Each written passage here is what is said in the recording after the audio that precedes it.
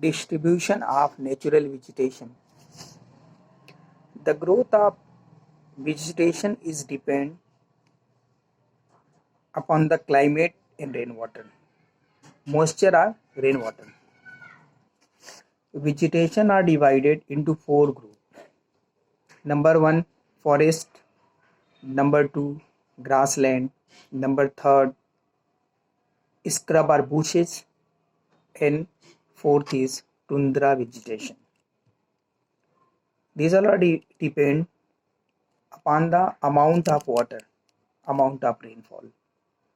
If the rainfall is very high, then the size and density of the tree will increase. In short, forest will be there. And when rainwater will decrease, the size of water and density of water will decrease. Means grasses will be there. And when the rain will be very low,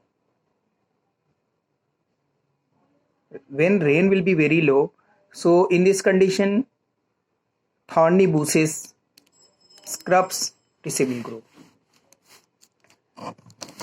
In desert area, dry area, plant and bushes, these bushes have very long root inside of the earth, and they have waxy leaves, padded leaves, thick leaves to absorb the water. And mosses and lichen are important plant in the tundra region. And after that, forest. Forests are divided into two broad categories, that is evergreen forest and deciduous forest. Evergreen forest. In this type of forest,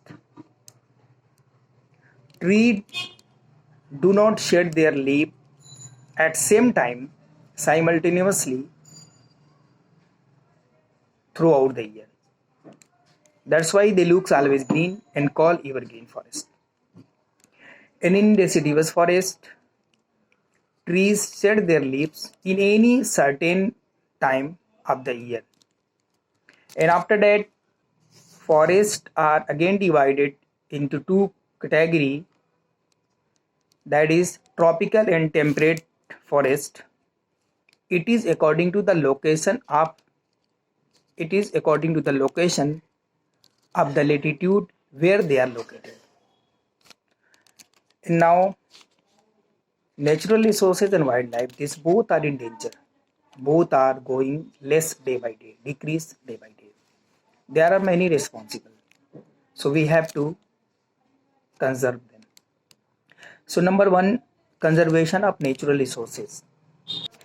Due to changes in climate and human interference, there is much change in the forest, in the wildlife sanctuaries, as well as natural vegetation.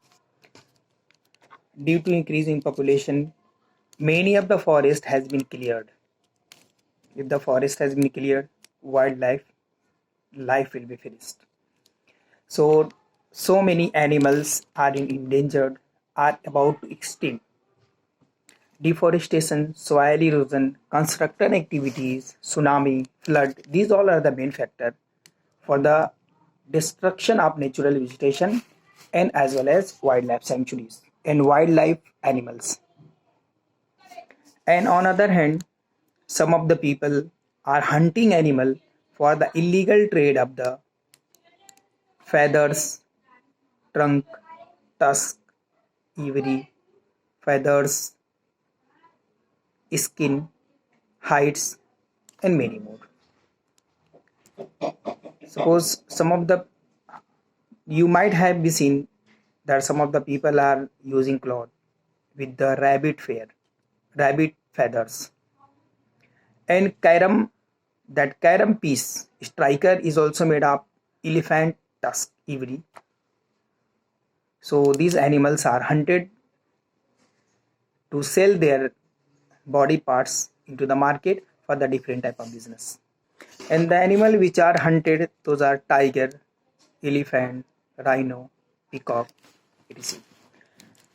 To protect them, government has started taken some of the step, like they have stable government has stable are set up national park, wildlife sanctuaries, and biosphere reserves, and many more. Government has started some of the program like social forestry, one mahotsav, to encourage the people to be aware of the wildlife and natural vegetation, how to protect them, why to protect them, and we should also support the government in this system. In many of the countries, hunting animal is not allowed. In our India also, hunting animals, many of the animals are not allowed to hunt. And we can also cooperate the government to protect the wildlife. Suppose if any item is made up of wild animals, so we should stop to purchase them. In this way, we will decrease the killing of animal in some way. How to stop? I told earlier that some of the carom boards game, in the carom boards that strikers are used. The strikers are made of the ivory elephant teeth, ivory. So that is very costly. One piece equal to 500 rupees, 5,000 rupees according to the quality. So we should stop to purchase this type of item so that the trade will decrease and the people will not hunt the animal because they will not get benefit or they will not get the customers in the market. Thank you. By this we came to end of this chapter. Thanks and have a nice day.